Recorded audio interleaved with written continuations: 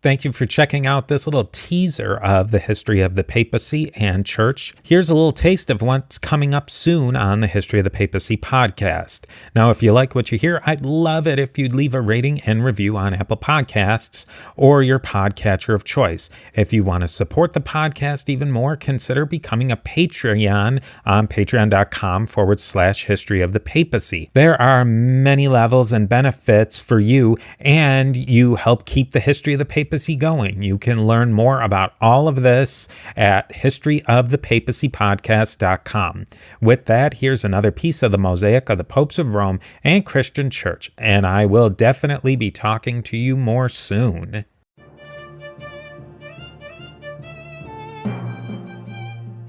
Well, I would say that for colder seasons, they used garments made of wool, probably, instead of cotton or linen. And probably they also use some kind of underwear. So, for example, there were this linea or camision, which was an inner tunic. So probably they were more layers, I would say, of garment.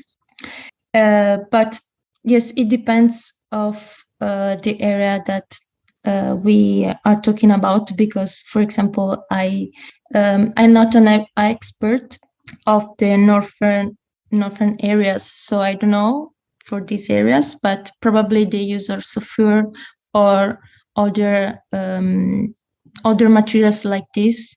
But for the Mediterranean area, I would say just this, so that the garments were made of wool, probably, and that they use more layers of garments for the colder seasons.